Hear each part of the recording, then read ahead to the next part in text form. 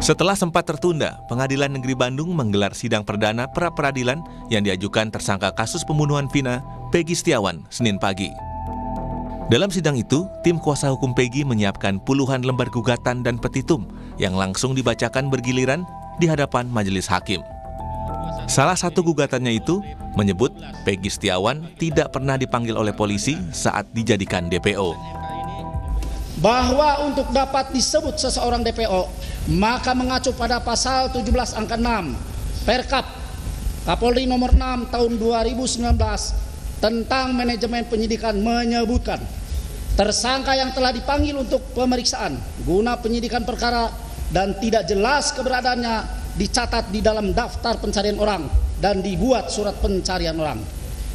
Akan tetapi dalam fakta perkara akuo, pemohon tidak pernah dipanggil oleh termohon dalam perkara tersebut. Dan pemohon tidak pernah melarikan diri, terkecuali sebelumnya apabila pemohon telah dipanggil oleh termohon secara sah, kemudian ia mengabaikan atas panggilan tersebut.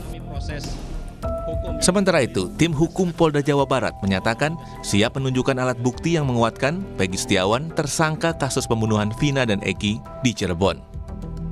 Itu hak mereka untuk menyampaikan, tapi kami sangat siap menunjukkan alat bukti yang telah dilakukan oleh tim penyidik Polda Jabar. Pak, kira-kira untuk alat buktinya nanti Pak akan ditunjukkan untuk persidangan selanjutnya atau bagaimana Pak? Ya, nanti kita akan sampaikan nanti di persidangan di jam. Ya, kalau besok kan jawaban aja. Besok jawaban dalil-dalil yang tadi disampaikan ke kita. Kalau alat bukti nanti ada jadwalnya sendiri.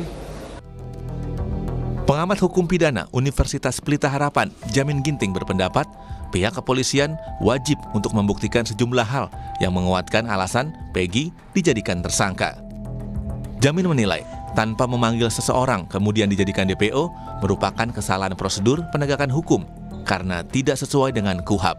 Nah, kalau belum pernah sama sekali dipanggil lalu dijadikan DPO, memang itu suatu hal yang tidak benar dalam hukum acara kita. Karena orang dua kali dipanggil, satu kali dipanggil dan dua kali nggak hadir, keduanya dengan peringatan, maka kalau diduga sebagai pelaku yang bersama-sama mereka baru bisa ditetapkan sebagai DPO. Sebagai DPO tentu harus diketahui ciri-cirinya dengan skesta. Sampaikan. Kalau memang nggak tahu, foto tidak ada dan segala macam. Nah, inilah yang sangat disayangkan. Kenapa kalau orang yang sudah dijadikan DPO kan tentu sudah jadi tersangka dulu, begitu ya. Jadi dia sudah jadi tersangka karena dianggap. Nah, sesuai dengan putusan MK 21, sebelum orang jadi tersangka harus terlebih dahulu diperiksa sebagai saksi. Nah, itu pula. Rencananya dalam sidang lanjutan pra-peradilan hari ini, tim hukum Polda Jawa Barat akan menanggapi gugatan Peggy Setiawan. Penyidik Polda Jabar juga menyiapkan alat bukti sebagai dasar penetapan Peggy Setiawan sebagai tersangka. Bagaimana dengan akhir sidang pra-peradilan ini? Apakah Peggy akan bebas dari jeratan hukum atau tetap menjadi tersangka kasus Vina? Tim Liputan, Kompas TV. Saudara, setelah kemarin tim kuasa hukum dari Peggy Setiawan membacakan gugatan, hari ini rencananya tim dari hukum Polda Jawa Barat akan menanggapi gugatan tersebut. Apa yang kira-kira menjadi bukti untuk menguatkan Peggy ini menjadi tersangka dan mampukah bukti itu meyakinkan hakim untuk menyimpulkan penetapan tersangka Peggy? Pagi ini kita akan membahasnya dengan sejumlah narasumber melalui sambungan Zoom. Di antaranya akan hadir nanti menyusul kuasa hukum Peggy yakni Insang Nasarudin. Sementara yang sudah hadir melalui sambungan Zoom ada pakar hukum pidana Universitas Jenderal Sudirman, ada Profesor Hipnu Nugroho. Selamat pagi, Assalamualaikum Prof. Hipnu. Selamat pagi Mbak, selamat pagi Pak Susno. Selamat pagi Pak Ibnu. Selamat pagi. Dan juga ada hadir juga Kabar Reskrim Polri periode 2008 hingga 2009. Ada Komjen Purnawirawan Susno Duaji. Selamat pagi Pak Susno. Selamat pagi para pemirsa, selamat pagi Pak Ibnu. Iya, ini kan spotlightnya hari kemarin, hari ini sampai seminggu ke depan ini spotlightnya adalah sidang pra-peradilannya dari Peggy Setiawan begitu ya. Ini menjadi momentum juga untuk kepolisian yang kemarin baru berulang tahun Korps Bayangkara ini untuk membuktikan bahwa memang benar Polri ini benar-benar profesional dan tidak tebang pilih. Utamanya yang kemudian menjadi fokusnya adalah pengungkapan dari kasus pembunuhan Vina dan juga Eki.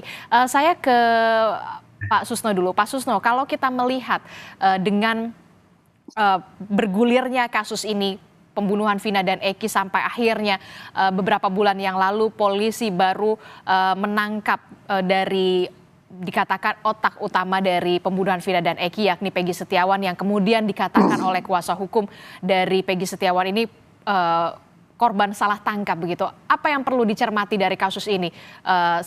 Melihat Anda dulu sebagai Kabar Reskrim, Pak Susno.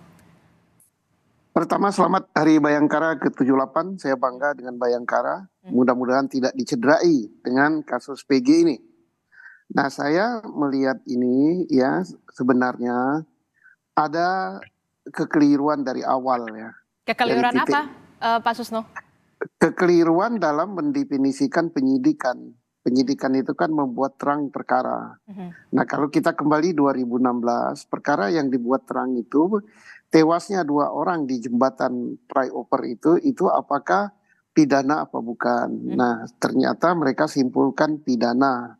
Kalau mereka simpulkan pidana, baru kan bukan tertangkap tangan kan, baru mereka harus cari dulu alat-alat bukti untuk mencari siapa pelakunya. Nah, ini nampaknya kasus Peggy ya, kita kembali kasus Peggy. Kasus Peggy ini sepertinya tidak kembali ke titik awal, langsung tangkap Peggy-nya sehingga menimbulkan berbagai persoalan. Persoalan pertama, apakah Peggy ini adalah Peggy pelaku, apa Peggy yang dicari apa bukan. Nah, persoalan kedua, kalau betul dia Peggy yang dicari, apakah dia betul pelaku kejahatan yang didakwakan atau yang dituduhkan atau yang disangkakan atau bukan. Jadi ini terjadi salah langkah, tangkap dulu baru dicari alat buktinya. Nah, sekarang akhirnya kerepotan pertama membuktikan Peggy ini benar Peggy DPO, kedua membuktikan apakah benar dia adalah pelaku. Nah, yang nampak ke permukaan sekarang alat bukti yang kita ketahui hanya apa yang terekspos ke publik ya, betul. adalah saksi. Nah, saksi itu sangat lemah gitu kan. Kenapa saksi bisa berbohong? Apalagi saksi-saksi ini banyak sekali satu sama lain bertentangan. Yang kedua, kita tangkap juga bahwa sesuai statement resmi daripada sidang pra-peradilan kemarin, yang akan diajukan adalah ahli. Nah, timbul pertanyaan, ahli kalau tidak didukung alat bukti lain, ahli, tidak ada satu ahli pun yang berani menulis di dalam kesimpulannya bahwa menyebut nama pelaku. Kesimpulan dari ahli adalah kesimpulan-kesimpulan yang normatif sesuai dengan ilmu keahlian yang mereka miliki, begitu. Tidak mungkin jadi nyebut nama Peggy itu nggak mungkin gitu. Kalau Anda menyebutkan bahwa alat bukti berupa salah satunya saksi, walaupun kita tahu saksi yang kemudian sudah diperiksa oleh kepolisian ini banyak sekali saksinya, saya juga sampai bingung begitu ya karena saking banyaknya saksi, Pak Susno. Nah, kalau menurut Anda alat bukti apa yang kira-kira bisa menguatkan jeratan tersangka pada Peggy kalau Anda menyebut alat bukti salah satunya adalah saksi, keterangan saksi ini bisa dikatakan lemah? Alat bukti yang tidak terbantahkan yang selalu didengungkan adalah scientific crime investigation atau kita sebut dengan alat bukti forensik. Apa itu? Nah, apa itu? Kan ada disebutkan 6 CCTV apa berapa yang telah diamankan atau telah disita oleh anak buahnya Rudiana. Nah, kenapa 6 CCTV itu tidak dibuka? Nah, yang kedua adalah yang disita juga HP 6 apa berapa HP, ada HP Peggy, ada bukan Peggy, ada HP Eki, ada HP siapa namanya yang meninggal Vina, dan HP lain. Itu akan berbicara dia. Nah, kalau soal DNA, hasil laborat tentang darah, apa namanya, itu sudah tidak mungkin lagi kita cari karena ini sudah terlalu lama. Betul. Tapi nantinya akan terjawab oleh HP itu. Dibukalah HP itu. Oh, nggak ada ahlinya kan di Bandung ada. CCTV juga demikian. Kan yang nyita polisi juga kan, yang ngamankan polisi juga anak buah Pak Rudiana. Oh gelap, katanya gelap. Nah tidak mungkin 6-6-nya gelap. Nah dibuka dulu itu apa isinya kita nggak tahu. Dan di sidang pengadilan kalau nggak salah disebut itu ada 6 CCTV itu. Nah kalau itu terbuka akan kelihatan. Nah kemudian itulah nanti kita sudah berbicara lagi mungkin masalah teknik penyidikan yang lain. Saya kira itu dari saya. Oke, jadi menurut Anda seharusnya polisi mengedepankan crime scientific investigation yang salah satunya adalah bukti forensik. Misalkan salah satunya adalah CCTV, ada 6 CCTV yang kemudian menjadi bukti forensik. Kemudian ada beberapa alat bukti lainnya, misalkan rambut yang berada di lokasi kejadian, termasuk juga DNA yang memang seharusnya bisa didalami pada saat itu, kala itu ya, Pak Susno. Iya betul. Tapi kenapa kemudian luput sekali dari apa penyelidikan atau penyidikan dari penyidik polisi pada saat itu? Apa yang menyebabkan? Ini yang sangat saya sesalkan. Saya kan sebagai polisi juga yang sangat saya sesalkan. Bahkan Kapolri pun sangat menyesalkan dan dalam perkataan resmi ya, dalam keterangan resmi sambutan Kapolri yang disampaikan oleh Wakapolri pada acara Dies Natalis PTIK. Yang kemudian diluruskan dan dibantah oleh siapa namanya Kadip Humas. Itu juga kurang santun lah ya. Pernyataan Kapolri kok dibantah oleh Kadip Humas. Ya, dia katakan bahwa kasus Pina Cirebon ini sangat-sangat tidak baik gitu. Karena apa? Alat bukti scientific crime investigation, alat bukti forensik kok tidak diolah dengan baik gitu, bahkan tidak diambil gitu, sidik jari, DNA, darah, terus CCTV, HP dan sebagainya. Justru yang dikemukakan adalah foto Peggy di dinding yang terpapar di dinding bertiga dengan saudaranya. Apa kaitannya? Justru raport gitu, terus kartu keluarga juga apa kaitannya, bahkan menjadi bahan bully dari publik. Sedih saya ini, saya sedih. Tapi saya berharap dalam sidang pra peradilan ini sebagai anggota Polri, saya berharap Polri betul-betul profesional. Ada alat bukti yang selama ini tidak pernah ditampilkan, nanti akan Dan ditampilkan. ini akan dijawab pada saat persidangan nanti pukul 9 pagi ini. Anda berharap jawaban itu akan benar-benar keluar dari tim kuasa hukum Polda Jawa Barat terkait dengan bukti forensik. Iya, jadi tapi harus diingat karena ini yang dipersoalkan adalah penangkapan, penahanan dan penjadikan tersangka. Artinya alat bukti itu didapatkan secara benar menurut peraturan perundang-undangan. Nah, secara benar itu benar. Karena itu alat bukti itu harus ada sebelum dia ditangkap dan harus diambil sebelum dia ditangkap. Cara mengambilnya juga harus sesuai dengan peraturan perundang-undangan. Jangan sampai alat bukti itu menjadi mentah karena didapatkan dengan cara tidak benar. Contohnya apa? Apakah alat bukti itu sudah ada sebelum Peggy ditangkap? Nah, misalnya saja saya ambil contoh penyitaan sepeda motor dan lain-lain. Apakah penyitaan sepeda motor dan sebagainya itu telah benar secara hukum? Artinya telah ada penetapan pengadilan kalau itu sebagai benda bergerak, misalnya disita dulu baru minta penetapan, itu boleh, tapi jangan terlalu lama gitu. Ada batas waktunya. Nah inilah yang harus dipenuhi, artinya cara mendapatkan harus sesuai dengan ketentuan undang-undang. Kemudian dari segi manfaat juga menunjukkan bahwa alat bukti itu ada kaitannya dengan peristiwa pidana yang disangkakan. Oke, Pak Insang, Prof. Hipnu, kita juga sudah bergabung bersama dengan kita, ada kuasa hukum atau tim kuasa hukum dari Peggy Setiawan, Pak Insang Nasaruddin. Selamat pagi Pak Insang, terima kasih sudah mau menyempatkan waktu di sela-sela persiapan sidang pra-peradilan Peggy Setiawan yang sebentar lagi juga akan digelar, Pak Insang. Pak Insang, ini terima kasih, yang kemudian menjadi pertanyaan kita juga ya, apa yang kemudian menjadi dasar dari tim hukum dari Peggy Setiawan menyatakan Polda Jawa Barat ini salah tangkap selain ciri-ciri yang kemudian berbeda betul dari Peggy Setiawan yang saat ini memang sudah ditetapkan menjadi tersangka? Ya, kalau seperti itu, jadi perlu kami sampaikan bahwa pertanyaan yang paling sederhananya adalah kenapa baru 21 Mei 2024 dilakukan penangkapan. bukankah di 2016 juga sudah dilakukan penggeledahan, bahkan orang tua Peggy Setiawan sudah menyampaikan Peggy itu berada di Bandung, tapi tidak ada langkah konkret dari pihak kawan-kawan di Polda Jawa Barat untuk melakukan penangkapan. Sehingga bertanya-tanya, kira-kira hubungan hukumnya atau peristiwa apa yang sedang terjadi. Kalau kita melihat lagi bahwa keterlibatan Peggy Setiawan, kami ini melihat benar-benar melihat mulai dari BAP tambahannya, hampir terbilang tidak ada kaitan, karena semuanya menjawab bahwa dia tidak tahu, Mbak. Dia tidak berada di situ.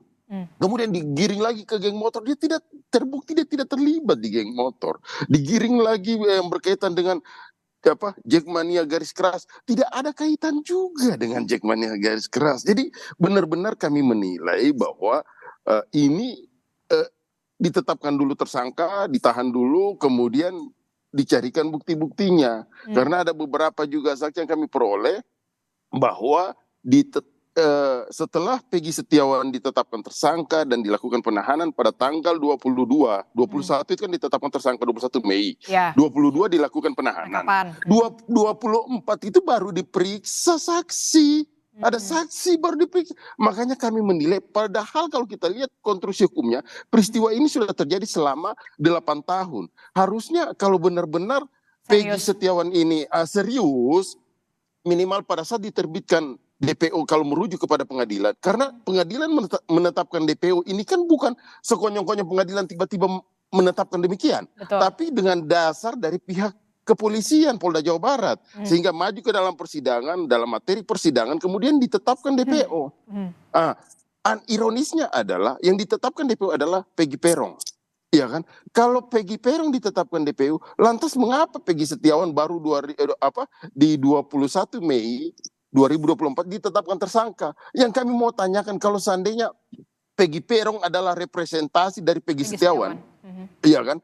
Itu seharusnya sudah minimal di 2016 minimal klarifikasi aja deh, atau ada panggilan saja. Entah mau jadi saksi, karena kami secara hukum juga memahami bahwa DPO itu dan itu tidak ada pemanggilan selama 8 tahun itu. Sama sekali tidak ada pemanggilan. Kita kan memahami bahwa DPO itu satu pun tidak ada, sama sekali tidak ada. Jangankan pemanggilan, mereka hanya datang ke rumahnya di 2016 tersebut, bertanya kepada orang tuanya. Orang tua Ibu Peggy Setiawan ini menyebutkan berada di Bandung, bahkan alamatnya diberikan. Kenapa nggak dilakukan penangkapan kalau memang yang bersangkutan salah? Ini aja jadi parameter kita. Kemudian kaitan lagi yang di Bandung sana, pada saat dia bekerja, itu jelas-jelas semuanya mulai dari proyek yang dia lakukan ada, ya kan? Pemilik proyek ada, kan begitu, Mbak. Kesaksian juga dari rekan kerja dari Peggy Setiawan di Bandung, Jawa Barat. Tahan di situ, Pak Insang. Saya ke Prof Hipnu. Prof Hipnu, dari pernyataan tim kuasa hukum dari Peggy Setiawan, ada memang beberapa yang juga dikatakan menguatkan bahwa memang Peggy Setiawan ini menjadi korban salah tangkap. Salah satunya adalah 2016 polisi sudah mendatangi rumah dari Peggy Setiawan, menanyakan kepada ibu Peggy Setiawan di mana keberadaan Peggy, dan dikatakan di Bandung, bahkan dikasih alamatnya lengkap, tapi kemudian tidak dikejar pada saat itu. Dan Peggy Setiawan, menurut pengakuan dari Pak Insang ini dan juga keluarga, tidak ada satupun panggilan pemeriksaan. Apakah ini bisa dikatakan DPO ini kok bisa tiba-tiba masuk begitu, Peggy Setiawan ini dimasukkan menjadi daftar pencarian orang, kalau memang panggilan pemeriksaan saja belum dilakukan oleh polisi? Ya, dalam ilmu kriminalistik, permasalahan pengkabean suatu masalah itu sering terjadi. Saya melihat mungkin ketika 8 tahun yang lalu, Polda Jawa Barat atau Polres Cirebon berpikir, wah ini nggak penting. Ini yang terjadi dalam teori-teori, dimungkinkan seperti itu. Jadi betul ada no viral, no justice? Iya, ada. Jadi, yang penting sudah kena siapa tersangkanya. Padahal tersangkanya lebih satu. Bahkan kalau dalam teori insakling and withsakling, dalam penguapan perkara, itu ada istilah menambah dan mengurangkan. Itu bisa terjadi. Nah, kayaknya dalam konsep teori ilmu hukum kriminalistik ini yang terjadi di sana.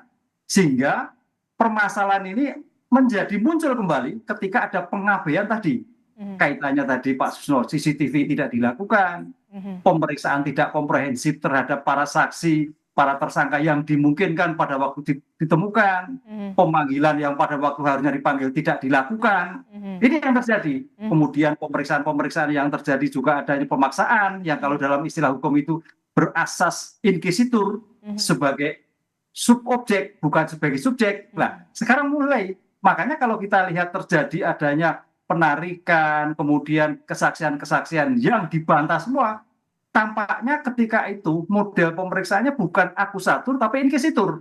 Nah, inilah yang sekarang yang dibuka. Dengan demikian kayak kita harus akui juga memang pendapat penasihat hukum seperti itu. Mudah-mudahan dalam sistem peradilan pidana kita itu kan kewenangan di pra-adjudikasi ada di penyidikan. Nah, penyidik nanti bisa memberikan suatu gambaran yang objektif, yang saintifik, bahwa Peggy ini adalah Peggy yang sebenarnya. Ini yang kita tunggu.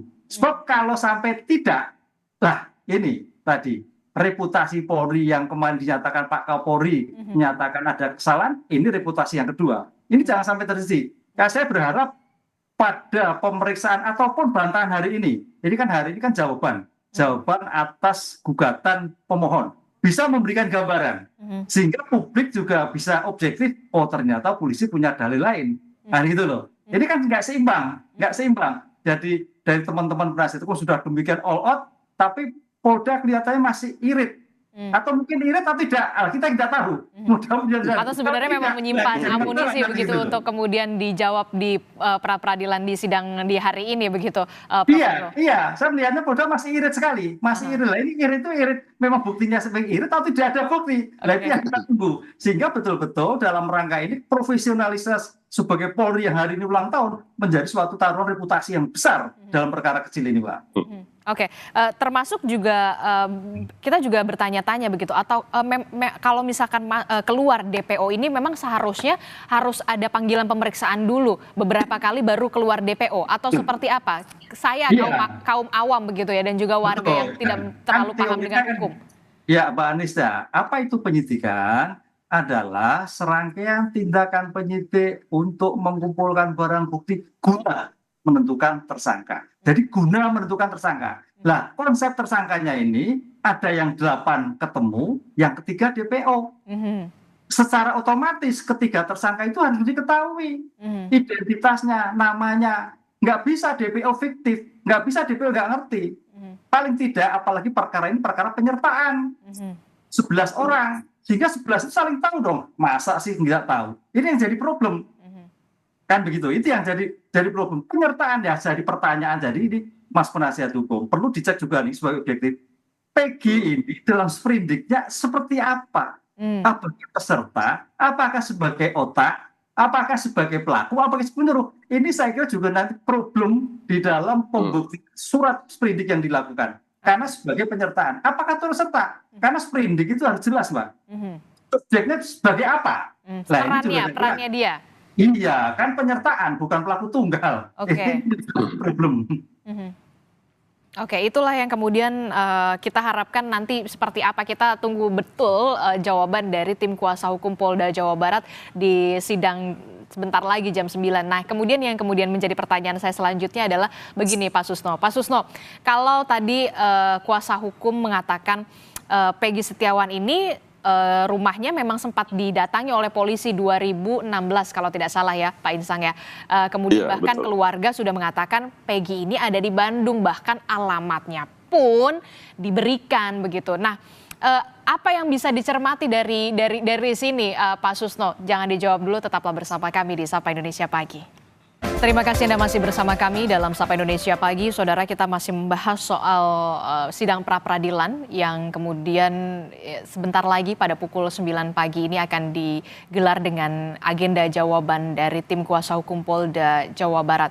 Saya masih bersama dengan kuasa hukum dari tersangka Peggy Setiawan, ada Bang Insang Narsarudin, kemudian ada Kabar Reskrim Polri 2008 hingga 2009, Komjen Purnawirawan Susno Duaji, dan juga ada Prof. Hipnu dari Universitas Sudirman, Jenderal Sudirman. Menarik sekali Pak Susno. Pak Susno, ini kan tadi dikatakan sama Pak Insang, penetapan tersangka ini, apalagi DPO ini kan jadi Peggy ini sempat disamperin lah ya istilahnya sama kepolisian dari Polda ataupun dari Polres begitu. Identitasnya memang sudah alamatnya sudah diberikan, bahwa di Bandung tiba-tiba kok masuk dalam DPO, termasuk juga peran dari Peggy Setiawan ini seharusnya memang benar-benar secara detail tadi menurut Prof. Hipnu. Anda melihat seperti apa yang bisa dicermati sebagai Anda dulu juga sebagai Kabar Reskrim untuk menangani kasus ini, sebenarnya mengurainya dari awal seharusnya seperti apa? Termasuk juga tadi yang Anda sebutkan bukti forensik CCTV. Memang nggak bisa dijernihkan CCTV ada 6 itu? Oke, saya mulai dari DPO dulu ya. Karena ini persoalannya Peggy. Orang yang dimasukkan DPO itu adalah orang yang tidak bisa dicari. Nah, tetapi identitasnya harus jelas. Nah, Peggy yang dicari itu Peggy siapa? Anaknya siapa? Rumahnya di mana? Kemudian dicari tidak ketemu, dipanggil tidak datang. Nah, kalau memenuhi standar itu semua, baru dibuat DPO kalau sulit. Nah, sekarang apakah dia sudah dipanggil? Apakah dia sudah dicari? Alamat sudah dikasih tahu? Kemudian termasuk dalam DPO yang dicari itu adalah Peggy Perong, ini Peggy Setiawan, alamatnya beda kecamatan.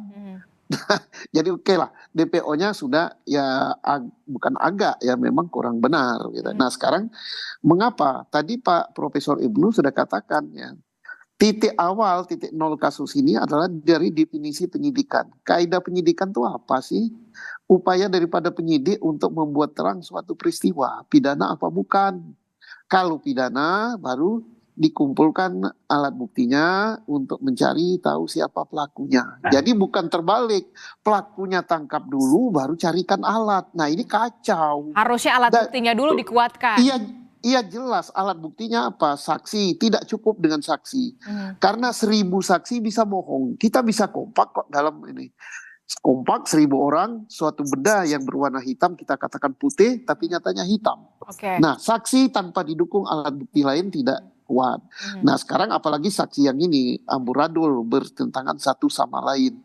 Nah, alat bukti yang sulit dibantahkan, Kapolri sudah katakan, dunia ilmu pengetahuan mengatakan scientific crime investigation. Apa itu? Ya alat bukti forensik, CCTV.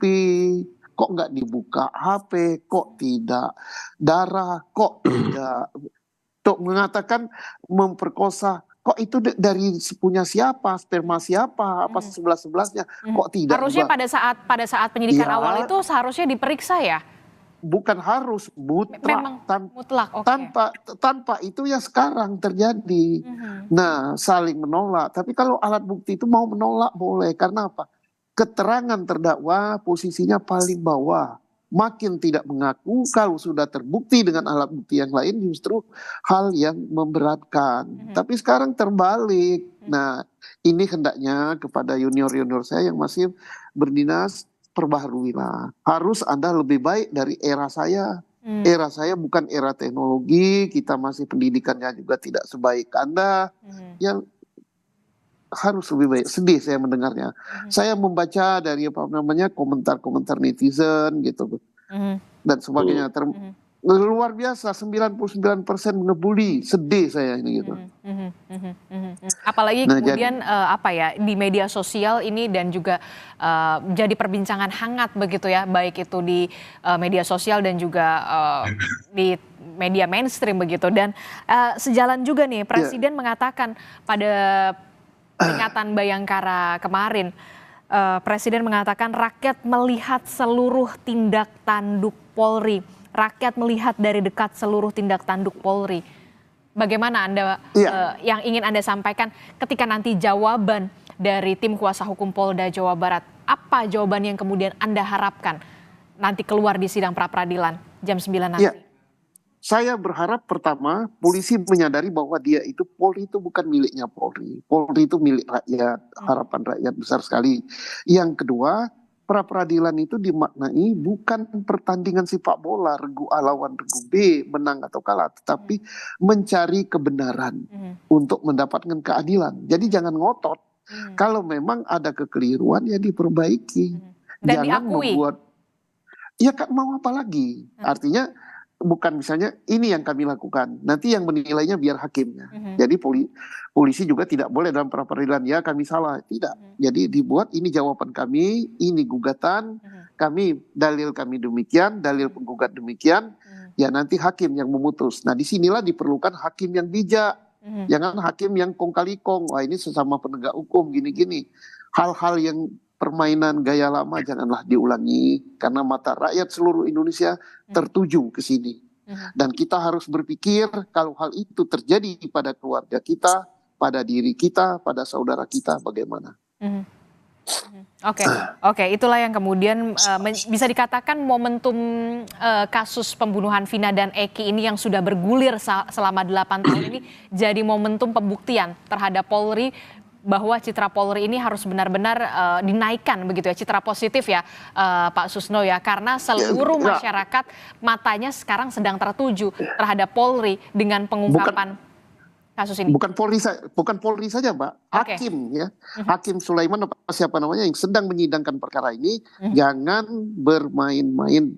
Seluruh Indonesia ratusan juta menyaksikan ini. Jadi hakim diharapkan yang betul-betul bijak, netral, punya knowledge yang bagus, kemudian tidak memihak kepada pihak manapun selain memihak kepada kebenaran untuk mencapai keadilan. Oke, tidak hanya Polri tapi juga Majelis Hakim juga spotlightnya lagi benar-benar tertuju ke dua institusi ini begitu ya Pak Susno. Pak Susno, kita harapkan memang betul-betul tugas polisi ini kan membuat terang benderang suatu perkara ya. Kita berharap nanti benar-benar terang benderang begitu. Nah, ke Pak Insang, seberapa besar keyakinan Anda dan juga bersama tim kuasa hukum bahwa gugatan petitum ini akan dikabulkan oleh hakim? Kalau menurut kami beserta tim bahwa sejak awal kami sudah mempelajari semua konstruksi hukumnya, kemudian kami mengukur juga apa yang dimiliki oleh pihak kepolisian, maka rasa-rasanya yang pantas adalah kami, aku yakin ya Mbak 100% permohonan kami akan dikabulkan. Kira-kira seperti itu. Oke, jadi Anda benar-benar 100% kalau memang gugatan ini akan dikabulkan begitu ya. Dan penetapan status tersangka terhadap Peggy Setiawan ini benar-benar akan digugurkan karena memang tidak terbukti. Menurut Anda seperti itu ya? Iya, karena begini Mbak, bahwa dalam sidang pra peradilan ini sebaiknya pihak termohon dalam hal ini Polda Jawa Barat atau kepolisian buktikan saja dulu apakah Peggy Peron adalah orang yang sama Peggy Setiawan atau bukan, gitu. Itu yang akan masuk dalam perdebatan kita. Kalau persoalan-persoalan lain bagaimana tindakan kemudian perbuatan hukum yang dilakukan oleh Peggy Peron, saya pikir itu terlalu jauh. Kami nggak mau masuk ke arah sana dulu. Hanya yang pokoknya adalah ayo kita menguji apakah Peggy Peron dan Peggy Setiawan adalah orang yang sama atau orang yang berbeda. Kalau jawabannya adalah orang yang berbeda, maka tidak ada alasan pra peradilan ini harus udah clear lah kalau itu. Kira-kira seperti itu. Dan Anda bersama tim kuasa hukum sudah menyiapkan pembuktian itu termasuk juga bukti forensik. Sudah. Kalau bukti forensik, kami tentunya tidak memiliki itu, Mbak. Kalau bukti forensik, kesaksian karena bukti dan ahli. Iya, kesaksian dan ahli kami akan uji itu yang kami miliki. Hanya memang kalau kami terakhir aja memang cukup banyak ya bukti-bukti yang akan kami ajukan, tapi tetap tidak masuk dalam pokok perkara, tetap bahwa ini bagian formilnya saja, tapi bukti ini bisa memberikan gambaran utuh bahwa Peggy Setiawan bukan merupakan Peggy Peron. Termasuk kesaksian dari para saksi, begitu menurut Anda, termasuk juga orang yang berada rekan kerja bersama Peggy di Bandung, Jawa Barat, itulah yang kemudian salah satu juga menguatkan menurut Anda? Iya. Menurut kami itu. Kemudian juga dalam peristiwa-peristiwa yang 2016 pada saat dilakukan penggeledahan, kemudian penyitaan tanpa ada surat dan sebagainya, ya kami juga memiliki saksinya. Kami akan sampaikan. Kan kira-kira seperti itu. Oke. Kemudian untuk ahli sendiri? Ahli sendiri kami sudah siapkan, Pak. Kami sudah siapkan juga. Ada berapa orang? Tidak perlu secara rinci? Kalau saat ini yang kami siapkan 1 orang. Tapi apakah itu masih berkembang, kita tunggu perkembangan dari jawaban pihak. Oke, berarti so far 1 orang ahli yang kemudian sudah disiapkan dari tim kuasa hukum Peggy Setiawan ya?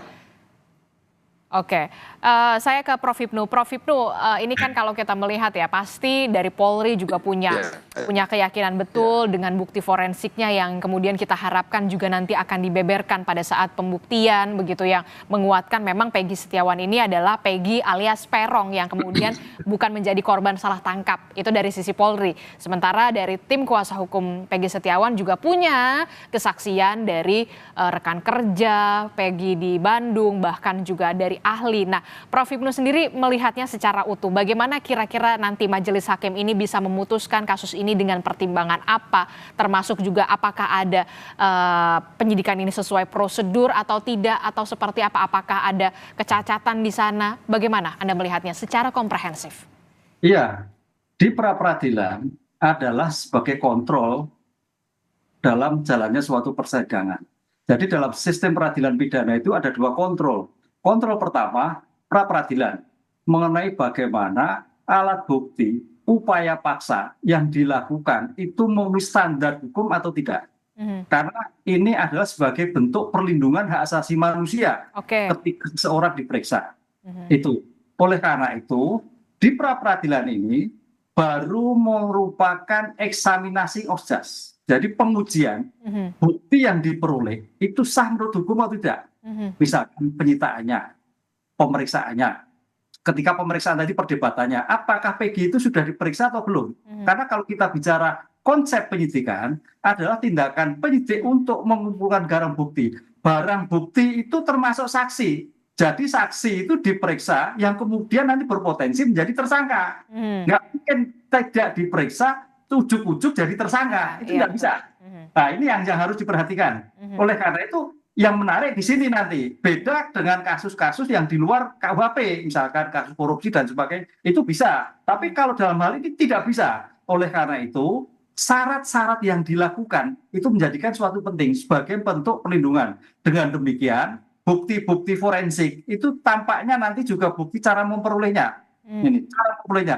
Belum masuk ada keterkaitan atau belum. Kalau itu yang terjadi, itu masuk bukti. Karena dalam peraturan Mahkamah Agung, pemeriksaan pra-peradilan adalah pemeriksaan formil, bukan material. Tapi dengan catatan, Mbak, karena ini adalah pemeriksaan tentang status seseorang, mau tidak mau masuk material. Nggak bisa dipandang formil atau material. Itu suatu perdebatan nanti. Kalau perkara peradilan biasa, oke, itu formil. Tapi karena ini status orangnya, itu harus material. Orangnya, namanya sebagai. Karena apa? Jangan sampai berpotensi nanti mistak. Jaksa juga pikir-pikir, ini Peggy yang sebenarnya mana? Benar atau tidak? Kalau tidak, pasti dikembalikan. Nah, oleh karena itu, kalau toh memang nanti sampai putusan itu dikabulkan, perkara ini tidak kiamat. Masih bisa dibuka kembali. Dalam hal pra-peradilan tidak ada nebis in idem. Sehingga dibuka kembali. Siapa pelaku sebetulnya? Ini yang saya kira bahasanya Pak Kusno itu bukan pertandingan, tapi koreksi. Jadi bukan suatu kiamat. Nanti dibuka kembali, sampai menentukan siapa Peggy sebenarnya, begitu. Oke, jadi menurut Anda ketika sidang pra-peradilan ini nanti kalau memang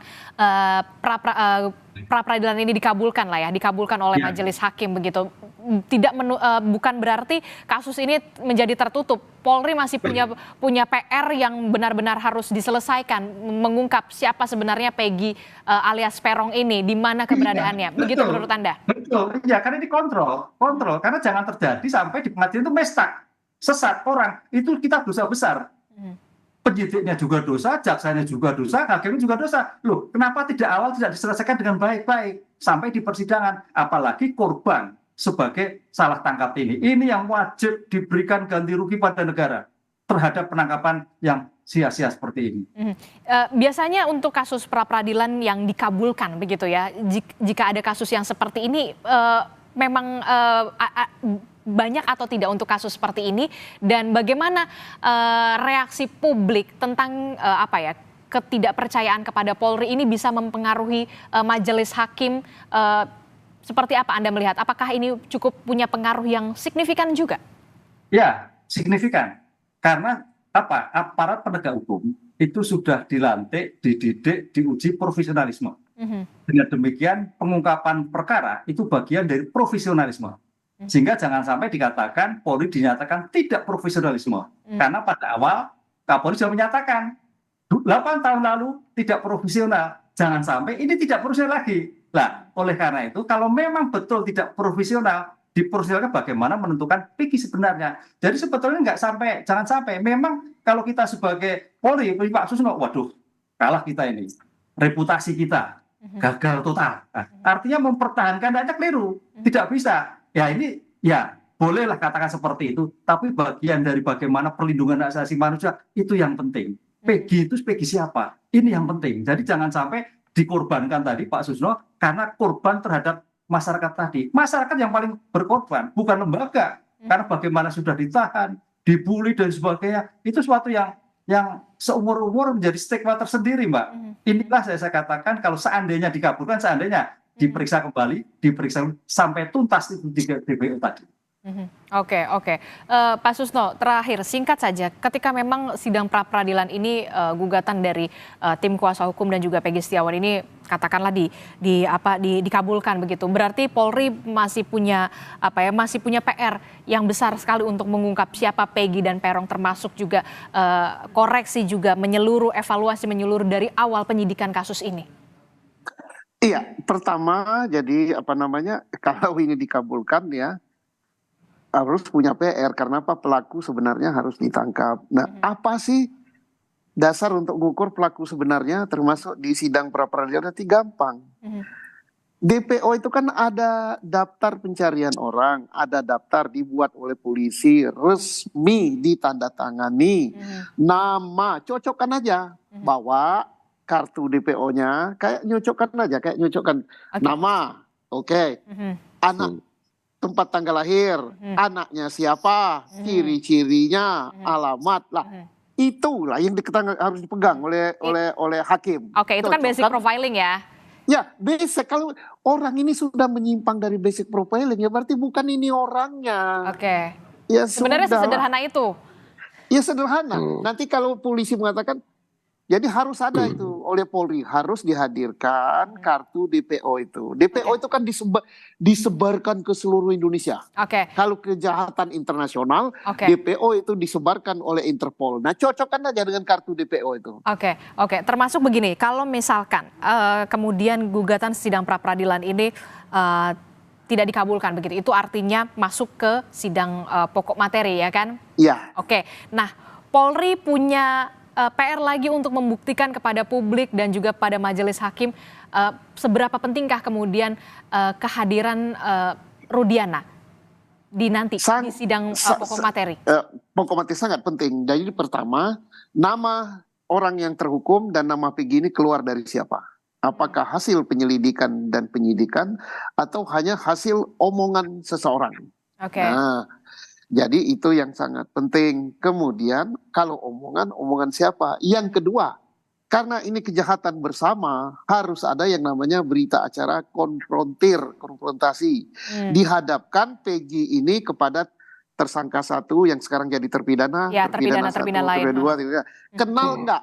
Nah, kalau di dalam berita acara konfrontir tidak kenal, ya kok kejahatan bersama-sama, ini bukan main judi online yang tidak saling kenal, ini main bunuh loh. Tidak gampang, apalagi bunuhnya berencana, mau bunuh orang kok nggak pakai rencana, tiba-tiba. Jadi harus saling kenal, masa tidak saling kenal gitu, langsung bunuh. Nah itu yang paling penting dilakukan. Kemudian saksi tidak boleh disumpah. Saksi yang disumpah di tingkat penyidik itu baca dulu KUHP ya. Yang bisa disumpah tidak hadir itu adalah orang yang mau mati, yang nyawanya sudah di kerongkongan sini. Yang kedua, orang yang tidak boleh hadir karena mungkin akan bocorkan rahasia negara dan sebagainya karena posisinya. Tapi kalau ini kan Peggy EF nggak hadir. Terus siapa lagi? PG sebanyak lagi yang nggak hadir. Apa dia mau mati itu kok nggak hadir? Nah, jadi janganlah saksi disumpah di tingkat polisi emang tahu dia mau mati besok. Harus dihadirkan di sidang biar ketahuan ya. Jadi saksi-saksi kunci dan juga saksi-saksi awal ini memang harus dihadirkan, harus gitu, mutlak dihadirkan. Ya, ada apa dia tidak hadir? Baca, makanya iyalah kan guidance box kita itu kan UHAP, di UHAP itu banyak. Jangan langsung sepelekan kok nggak hadir. Oke, kita akan kawal betul bagaimana sidang pra peradilan ini yang kemudian sudah dimulai pada hari Senin kemarin dan nanti sampai keputusan karena Presiden sendiri sudah mengatakan rakyat melihat seluruh tindak tanduk Polri. Terima kasih Pak Susno Duaji, Prof Hipnu dan juga Pak Insang Nasaruddin telah bergabung bersama kami. Sehat selalu Bapak-bapak. Assalamualaikum. Selamat pagi. Selamat Pak Ibnu.